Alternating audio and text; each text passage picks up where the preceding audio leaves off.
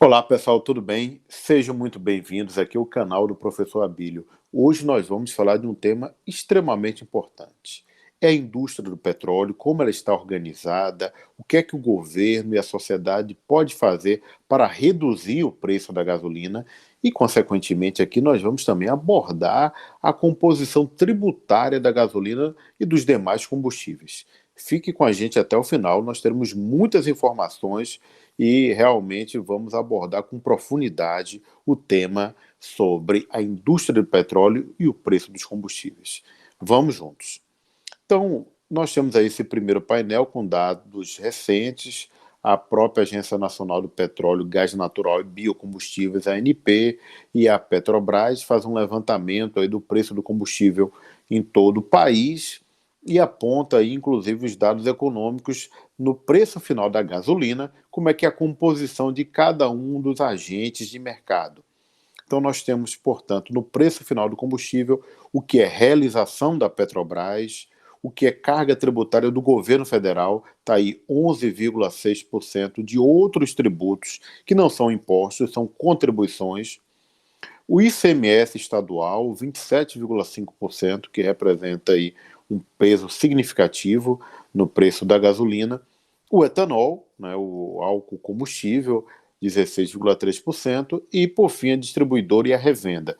Essa estrutura que nós vamos apresentar agora de maneira detalhada e, portanto, explicitar os aspectos econômicos, os aspectos da indústria e o aspecto tributário, portanto, envolvendo o preço dos combustíveis, notadamente a gasolina, na sua composição final, onde nós temos a mistura exatamente aqui no Brasil, né, de gasolina com etanol.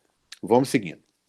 Então nós temos essa indústria do petróleo com a produção do petróleo em terra ou em mar. Tudo isso em mar, especialmente, aumenta muito os custos, porque depende de gasodutos ou oleodutos ou de embarcações para transferir o petróleo a grandes distâncias e no mar a grande profundidade também para a extração do petróleo. Então, consequentemente, é uma indústria que requer uma série de cuidados ambientais e de grande aporte econômico para a sua exploração. Muito bem, essa é a primeira etapa da cadeia. Claro que antes mesmo da produção é necessário que haja uma exploração, uma pesquisa para saber se naquele local tem petróleo, porque não adianta cavar ou perfurar um poço em qualquer local, porque isso não vai ser possível de encontrar petróleo aí, portanto. Então, há os estudos específicos da geologia para apontar onde o petróleo estará possível de ser extraído. Muito bem. Diante desse cenário, vamos aqui apresentar a importância do petróleo, que não é apenas gasolina. Vamos desmistificar essa informação. O petróleo, ele é matéria-prima para plásticos, tecidos, borracha que está nos pneus, em todos os componentes, essência de perfumes, corantes, detergentes, a estrutura até de embalagem de medicamentos, inseticidas, fertilizantes, tão importantes para a indústria, para o agronegócio, para a indústria de alimentos, claro, com os devidos cuidados ambientais, até mesmo explosivos, tintas, colas, são muitas atribuições para o petróleo que representa um componente extremamente importante para a indústria. Então, o petróleo é matéria-prima para uma série de componentes, inclusive aqui na Bahia nós temos o Polo Petroquímico de Camaçari, que tem aí nos derivados de petróleo uma fonte muito importante para a produção local, geração de emprego e renda e benefícios, naturalmente, para a sociedade. Então, há uma dependência tecnológica e dessa matéria-prima, que é o petróleo, que é um combustível fóssil e também não renovável.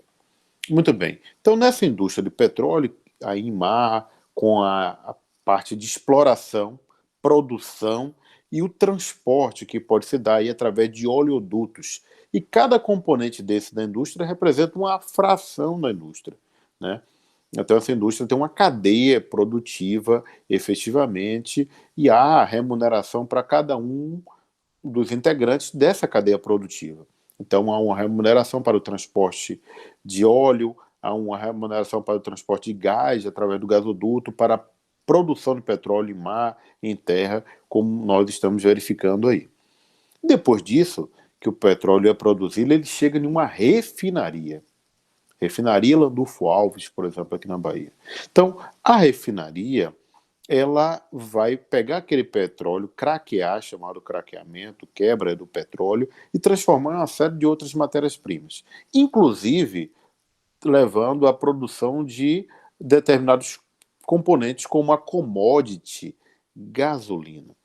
Então, essa parte da indústria é muito importante, que é a parte do refino. E aqui no Brasil, uma carência muito grande, porque as refinarias são todas elas de domínio da Petrobras.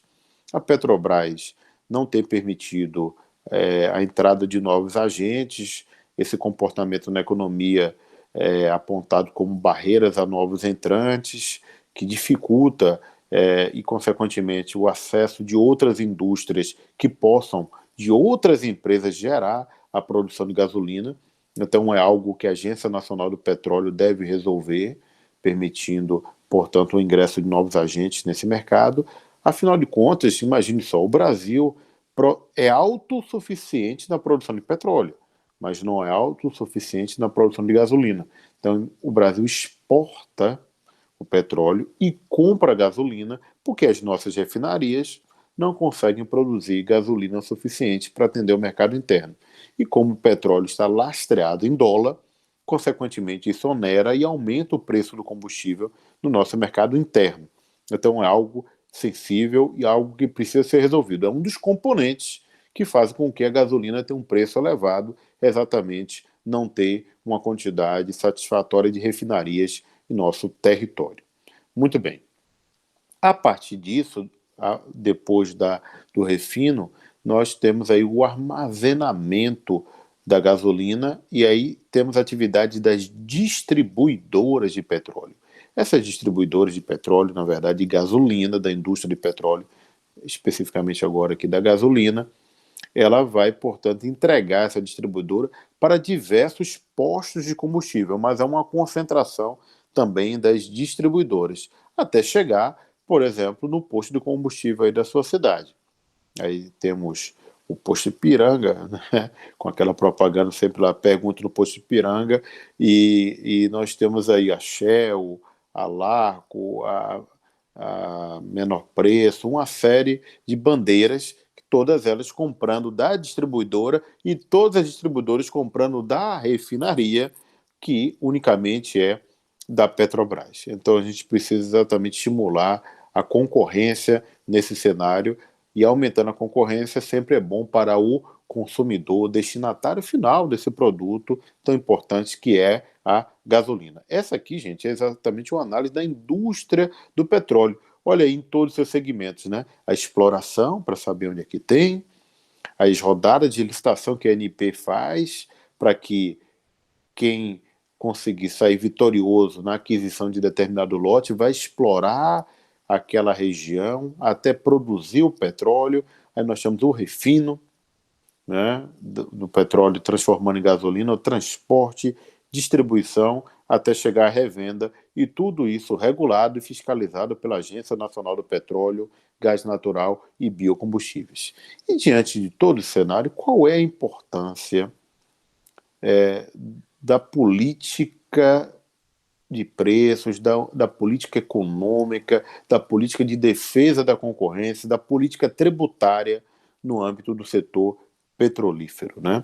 É algo extremamente importante. E por que nós falamos de tudo isso? Porque nós temos nessa política dois atores aí muito relevantes. A Agência Nacional do Petróleo, Gás Natural e Biocombustíveis, que é uma autarquia federal com personalidade jurídica de direito público, fazendo parte da administração pública indireta. E, por outro lado, nós temos esse agente dominante no mercado, que é Petróleo Brasileiro S.A., Petrobras, nas suas diversas segmentações, que é uma sociedade de economia mista que foi criada pelo grande presidente Getúlio Vargas. Extremamente importante no nosso país, e nós defendemos, sim, naturalmente, a Petrobras, mas defendemos também o ingresso de mais agentes nesse mercado para que haja uma redução de preços. E, consequentemente, a Agência Nacional do Petróleo, que é uma agência reguladora, que tem uma atividade de intervir no domínio econômico e social, conforme o artigo 174 da Constituição, né, que o Estado é um agente normativo regulador da atividade econômica. Então, nós vamos aqui apresentar algumas informações, e aqui a gente está simulando uma situação de sala de aula mesmo, e, consequentemente, vale a pena organizar todas essas ideias aqui, simulando uma situação de sala de aula. Primeiro ponto aqui é a questão do Decreto-Lei 200/67, que é o decreto que trata da organização da administração pública no âmbito federal. E vamos aqui observar. A administração pública indireta compreende autarquias, como é o caso da ANP, que é uma agência reguladora, e uma sociedade de economia mista, como é o caso da Petrobras. Muito bem, e qual é o papel da agência reguladora, do Ministério de Minas e Energia e da Petrobras nesse cenário da organização da administração pública? Vamos lá, vamos seguindo aqui.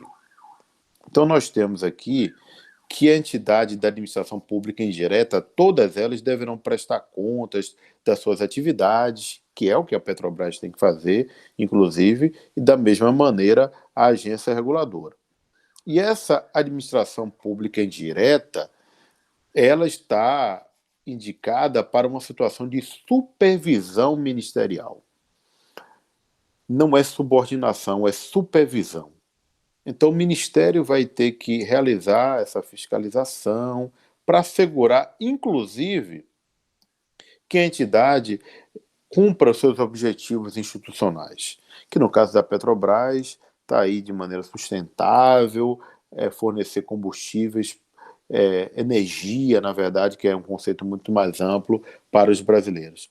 Deve ter, portanto, aí uma política harmônica com as atividades do governo, aqui entra a possibilidade de alguma intervenção do governo observando esses aspectos da política econômica, mas sem fazer com que a entidade perca sua eficiência administrativa, isso é fundamental, e ela tenha aí assegurada a sua autonomia administrativa, operacional e financeira.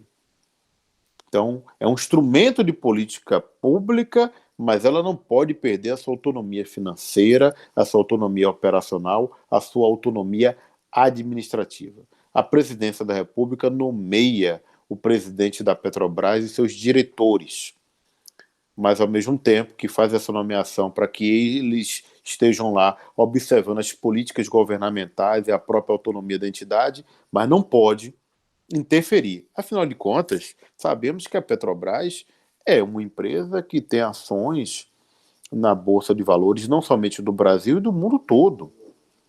E muitos fundos de pensão, inclusive de pequenos investidores, estão com ações na Petrobras. E intervenções políticas na entidade fazem com que ela perca valor de mercado, venha a perder sua autonomia econômica, e a gente já viu que isso não é bom para a empresa, e não somente para a Petrobras, mas para qualquer empresa, gerando aí ineficiência, portanto, além das possibilidades aí de corrupção, etc. Né? E, muito bem, seguindo nesse parâmetro, nós temos aqui, na composição de preços aí da Petrobras, uma série de fatores que ela deve, inclusive, levar em consideração. Por exemplo, nós temos aqui o valor do barril do petróleo no cenário internacional. Será que uma empresa que tem cotações no mundo todo e vende ações no mundo inteiro, ela vai ter que seguir parâmetros de valor do petróleo no cenário internacional? Sim, naturalmente. Está aqui o preço do barril do petróleo nesse momento, aí, 74,81 dólares, né? Então, do petróleo bruto. Então, aqui, essas oscilações fazem com que também a Petrobras tenha oscilação de preço, porque ela é uma exportadora de petróleo, aí, portanto. Então, ela vai seguir esse preço do mercado internacional. Né? Isso é uma condição da própria essência, da própria estrutura inerente da empresa que tem uma atuação mundial. Então, está aqui esse aspecto como relevante, né? O preço do barril do petróleo em dólar. Outro ponto que a gente está falando de cenário de maneira ampla aí, nós temos aqui as cotações do dólar que apontam essa variação de preço também, observando o nosso mercado interno. Porque, na realidade, se estamos aí diante de um aumento do dólar em relação à nossa moeda, o real, é o que acontece. Nós teremos naturalmente um aumento do preço do combustível em real em face do aumento do dólar. Então, como o governo federal trata essa política, portanto, nacional aí, da apresentação da nossa moeda, da força da nossa moeda, das questões exatamente de balança comercial, tudo isso é muito importante, porque se o dólar estiver muito elevado e o barril do petróleo o produto principal da Petrobras e a matéria-prima para a produção da gasolina, naturalmente nós teremos um aumento do preço da gasolina. Afinal de contas, ela está lastreada no dólar. E aqui a gente está por ir no site aí do Banco Central, nesse momento, e tem aqui exatamente os boletins de cotação do dólar. Então, com o aumento do dólar, naturalmente nós teremos, portanto, tá aí os valores nesse exato momento aqui, o valor do dólar, nas cotações aí do dólar comercial, e isso tudo gera impacto. Então a gente precisa também pensar em uma redução do dólar em relação à nossa moeda, fortalecendo a moeda brasileira para que haja menos impacto para o bolso do consumidor destinatário final desse produto. E, naturalmente, na Bolsa de Valores, na Bovespa, que a gente está abrindo aqui nesse momento aqui também o site da Bovespa, e a Petrobras é a principal empresa da Bovespa. Então, quando há interferências nesta empresa ou sinais de interferência nessa empresa, acaba também gerando prejuízos para os diversos acionistas, volto a dizer, grande parte deles pequenos acionistas aí, portanto. Então, aqui, Bolsa do Brasil, o Ibovespa, o índice Ibovespa, com as ações da Petrobras aí apresentadas. Muito bem. Então, diante desse cenário, nós temos aqui, portanto, na composição ainda, para a gente destacar da gasolina, a gente falou ali do etanol, né? O Brasil foi líder mundial, né, nessa nova tecnologia que é a indústria exatamente do álcool, etanol, a cana-de-açúcar. O Brasil tem grandes dimensões territoriais, o nosso agronegócio é muito forte, a cana-de-açúcar é matéria-prima para diversas coisas, inclusive a bebida alcoólica, e açúcar, etc., mas essa indústria é muito importante porque, inclusive, aqui vale a pena destacar, né, em 2015,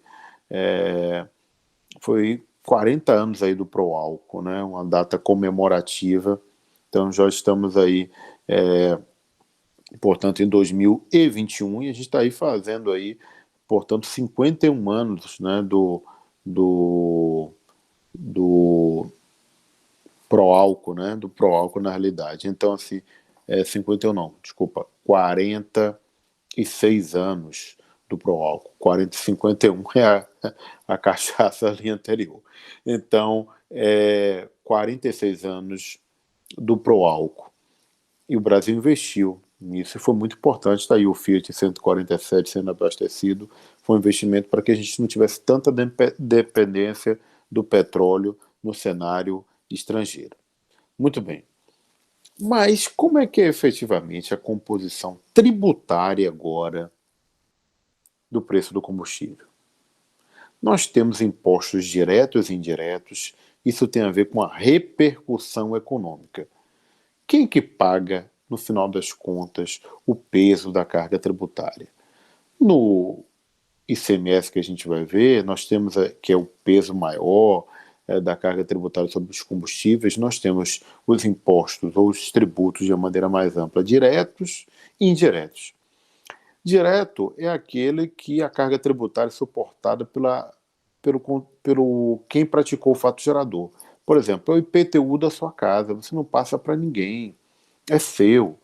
Agora, na atividade empresarial, naturalmente o empresário vai repassar o custo da carga tributária para o consumidor. Estamos diante aí dos impostos indiretos, em que o contribuinte previsto em lei é diferente do contribuinte de fato. O contribuinte previsto em lei é o empresário, que claro que vai recolher o tributo e tem um peso desse tributo no seu orçamento, é o capital imobilizado, que isso também gera peso econômico, mas depois esse capital é transferido para o consumidor, destinatário final. Então, no caso do ICMS, que tem um peso maior, nós temos o contribuinte de direito, o contribuinte de fato, comerciante, consumidor final, que é quem suporta, no final das contas, o peso da carga tributária, embora o empresário imobilizou o capital em todo o período anterior e assumiu os custos da atividade e tudo mais. Mas quem paga, efetivamente, ao final, é o consumidor.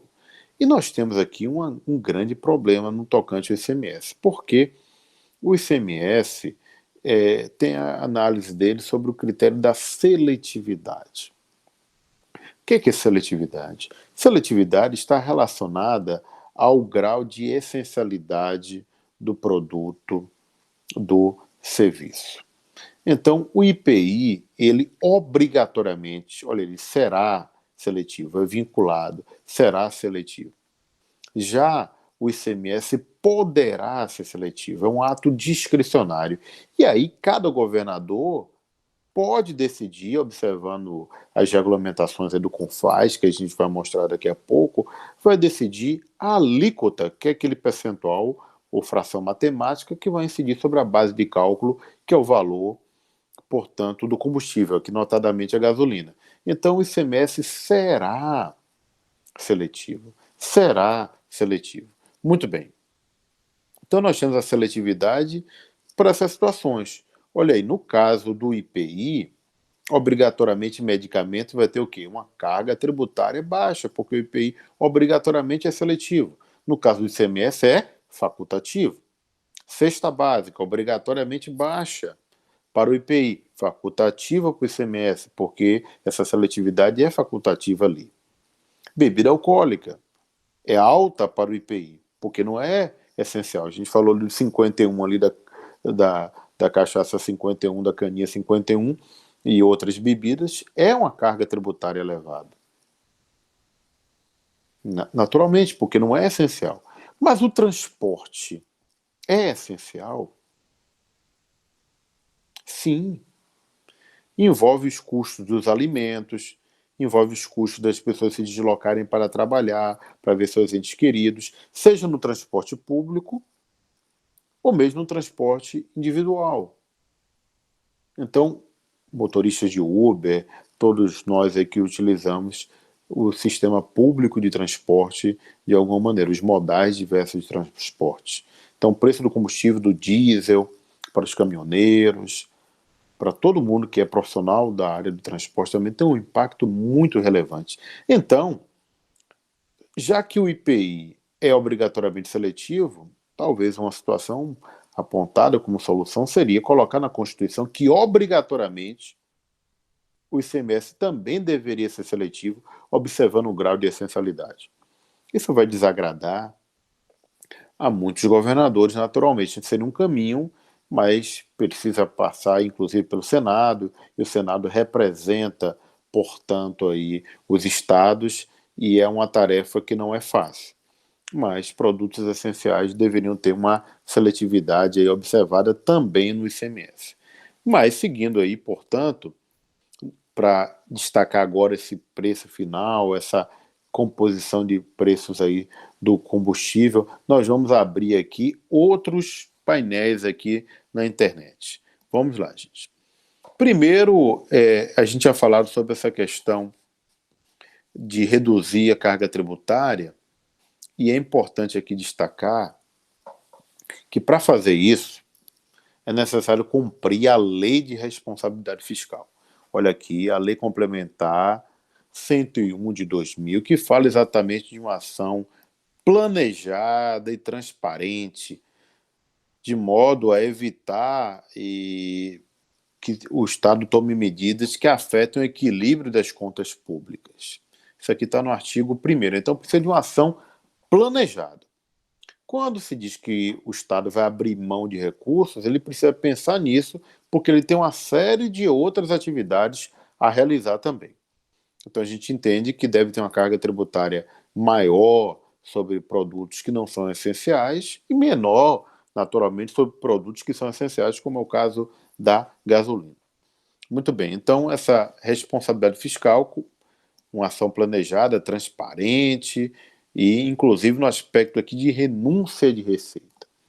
A renúncia de receita, vamos aqui mais à frente, nós temos, portanto, a renúncia de receita que compreende a concessão de incentivo, benefício de natureza tributária.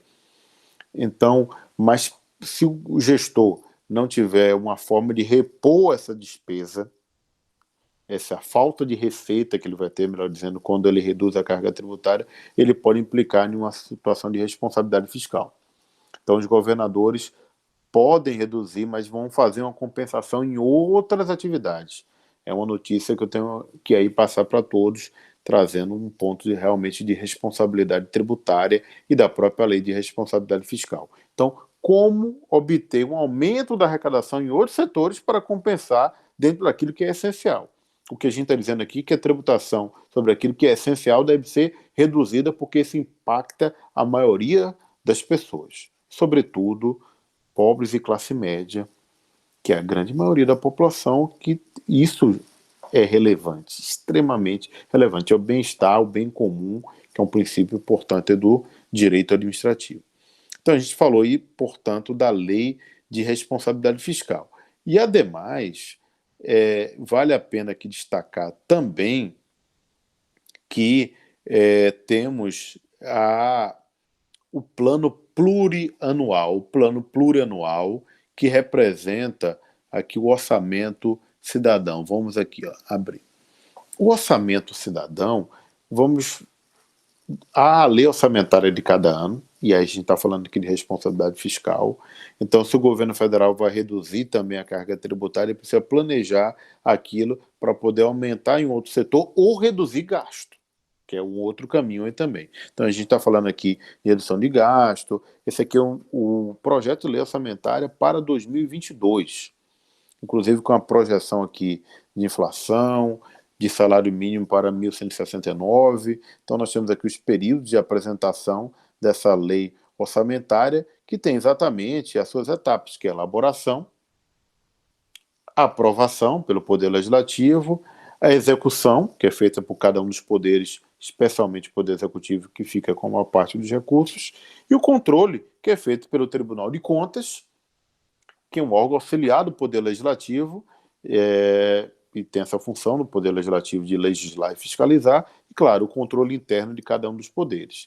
Então, para abrir mão de orçamento, é necessário que haja um ajuste para manter o equilíbrio das contas públicas, tendo em vista as diversas despesas que o Estado tem. Notadamente aqui a União está apresentando aqui o seu orçamento previsto para 4,6 trilhões de reais. Nós temos o orçamento fiscal, a Seguridade Social, Previdência, Saúde e Assistência, e os investimentos públicos, que representam uma parte menor, que poderia gerar bastante emprego e renda. Então, isso vale também para os estados. Então, se a gente pensar em uma redução da carga tributária sobre os combustíveis, vai ter que se pensar em um aumento da carga tributária em outros setores, e aqui a gente defende que isso aconteça naqueles setores que têm maior poder econômico e reduza para aquilo que é essencial. Isso é um comportamento, digamos assim, regulatório tributário, reduzindo a carga tributária sobre o consumo, porque não revela a capacidade econômica das pessoas, né? Todo mundo precisa consumir alimentos, medicamentos, combustível, vestuário, tudo isso gera uma despesa e também necessária, né? E um aumento da inflação. Então a gente precisa reduzir, porque quem é mais prejudicado com a inflação mais elevada exatamente as classes econômicas menos favorecidas. Então, aqui é a proposta para 2022. Então, não é simplesmente reduzir, mas tem que reduzir e remanejar para outros setores para ver uma compensação em razão das diversas atividades demandadas. Outro ponto que a gente já falado também sobre o preço da gasolina, que acho que vale a pena a gente destacar aqui, é o preço da gasolina no mundo, né? E, consequentemente, o quanto isso gera de impacto, considerando que há um aumento do dólar, voltando àquele ponto ali do Banco Central, do preço do dólar e, consequentemente, o impacto que isso é gerado. Então, nós temos aqui os preços em dólar. Em dólar. No Brasil, o valor do combustível está, em média, em US$ 1,08. Então, só verificar com o aumento do dólar, consequentemente, nessa política aí da Petrobras, nós teremos um aumento do preço da gasolina, né? Então, assim, é algo que é importante a gente frisar nessa situação aí também. Mas vamos para o outro ponto que gera um peso bastante relevante nos combustíveis, que é a questão da carga tributária. Estamos aqui, portanto, nesse momento, abrindo o site do CONFAZ, que é exatamente a estrutura das secretarias da Fazenda, que define os diversos regulamentos sobre combustíveis, sobre tudo que é relacionado ao ICMS, por exemplo, né, que tem um imposto do consumo, e este que no Brasil deveria ser reduzido e aumentado sobre patrimônio e renda, mas aí é outro tema que a gente vai abordar mais à frente. Porque eu volto a dizer, no consumo não se observa a capacidade econômica. Então, quem compra o medicamento, tanto faz ser rico ou pobre, a carga tributária é a mesma. Então, deve ser reduzida, como acontece, por exemplo, nos Estados Unidos e em muitos países aí da Europa. Então, aqui a gente tem um CONFAZ, e esse CONFAZ traz as resoluções atinentes ao ICMS. E dentre essas resoluções, perceba aqui, olha, é uma legislação extremamente complexa, gente. Só a resolução aqui, o regulamento do ICMS do Estado da Bahia, perceba aqui, ó, tem 613 páginas. 613 páginas. O regulamento do ICMS só de um Estado. Só de um Estado. E esses regulamentos são atualizados constantemente. Constantemente.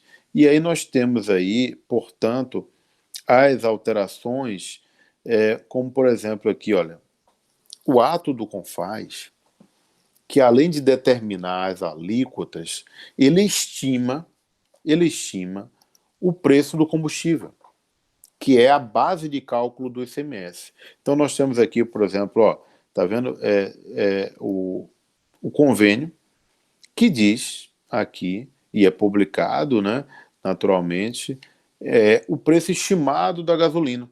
E dentro desse valor estimado de gasolina, que é a base de cálculo, o ICMS vai ser calculado a partir daí. Base de cálculo por alíquota. Aqui nós temos, por exemplo, a indicação que a gasolina está no preço de R$ 6,01. E a carga tributária é feita a partir dessa média de preço ponderado estabelecido pela resolução. Percebam, né, o quanto a gente tem algo estruturado e, inclusive, com o aumento da gasolina, os estados arrecadam mais, né? Diga-se de passagem, né? Então, nós temos aí, nessa situação, inclusive aqui, gente, vale a pena destacar esse quadro aqui, que é da Federação das Distribuidores de Combustíveis no Brasil, com a média da carga tributária. Vamos aqui visualizar, tela cheia. Nós temos aqui a média, para vocês perceberem aí, da carga tributária do ICMS sobre a gasolina, né? Então aqui, por exemplo, o estado da Bahia, a gente está aqui com a alíquota de 28%, Ceará 29%, Amazonas 25%. Então nós temos aí as oscilações e por isso aquela média ali, portanto, Rio de Janeiro, 34%. Então nós temos uma alíquota extremamente elevada do ICMS, a composição de outros tributos em termos percentuais, em termos de valores, e quanto em real representa o peso da carga tributária para os combustíveis. O PIS e a COFINS tem um peso, mas é um peso menor ali em termos percentuais, mas também cabe naturalmente uma redução para a gente ter um preço mais adequado e possível para o contribuinte. Muito bem. Então, nesse cenário, nós temos, portanto, toda uma necessidade de uma indústria que é complexa e que essa indústria envolve uma série de fatores para que a gente tenha verdadeiramente uma redução de preço. Então nós vamos fazer arrematar esse conteúdo aqui e trazer as observações agora de maneira consolidada. Vamos lá. A indústria do petróleo, ela precisa de um incentivo através da agência reguladora, com intervenção do domínio econômico e social, para que aumente a quantidade de agentes nessa indústria.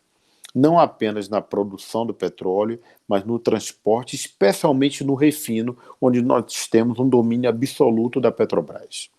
O Brasil exporta petróleo e compra gasolina porque nós não temos refinarias suficientes. Então precisamos aumentar a quantidade de refinarias. Primeiro ponto. A questão do pró-álcool foi muito importante no país e ele deve ser mantido, incentivado, porque ambientalmente, inclusive, ele é melhor e, consequentemente, a gente tem a composição da gasolina com álcool, mas um custo menor do que o da própria gasolina. O preço do dólar no cenário internacional gera um impacto, porque a Petrobras é uma empresa multinacional e tem seus preços de barril de petróleo lastreado em dólar. Consequentemente, ela vai ter essa oscilação de preço, assim como a oscilação de preço da gasolina, também baseada no dólar. Ela é uma empresa, uma sociedade de economia mista que tem a sua independência e o Estado deve fiscalizar, mas fiscalizar no sentido de evitar que tenha corrupção, mas que ela precisa realmente ter sua autonomia econômica para realizar os seus objetivos. Mas, paralelamente a isso, ela não deixa de ser um instrumento de política pública, mas sem perder sua autonomia, e foi idealizada pelo grande presidente Getúlio Vargas.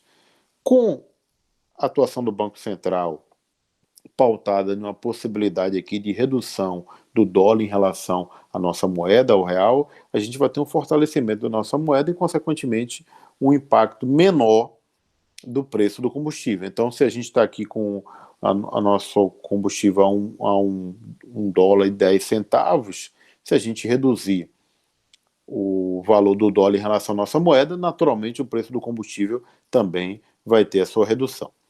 O ICMS, que na média representa 27,5% do preço do combustível, tem um peso muito grande. Os estados precisam reduzir a carga tributária sobre aquilo que é essencial e compensar naquilo que não é essencial. Então, é algo que precisaria de uma mudança na legislação para que a gente tivesse aí, portanto, uma redução da carga tributária sobre a gasolina, que é extremamente elevada, notadamente dos estados. Mas para que os estados possam reduzir, eles precisam também observar a lei de responsabilidade fiscal. Então, são diversos cenários aí, portanto, até chegar à redução do preço do combustível. Passa por um aumento da eficiência da indústria, aumento da concorrência, redução do dólar, manutenção da autonomia da Petrobras, sim, uma maior atuação da agência reguladora, mecanismos de compensação para estados na sua redução de carga tributária, devendo compensar e aumentar em outros setores, governo federal idem, impondo uma seletividade ao combustível. Então, em razão do seu grau de essencialidade. São esses os aspectos. Eu espero que você tenha gostado e mande mais informações aqui para a gente, perguntas, porque afinal de contas é um tema aí muito palpitante e nós gostamos bastante dessa estrutura da indústria do petróleo, da atividade da agência reguladora, dos aspectos tributários aí, portanto, envolvidos. Então, gente, muito obrigado, fiquem com Deus, até uma próxima, curta o nosso vídeo, compartilhe, isso tudo é muito bom para propagarmos o conhecimento. Um abraço, gente, tudo de bom, hein?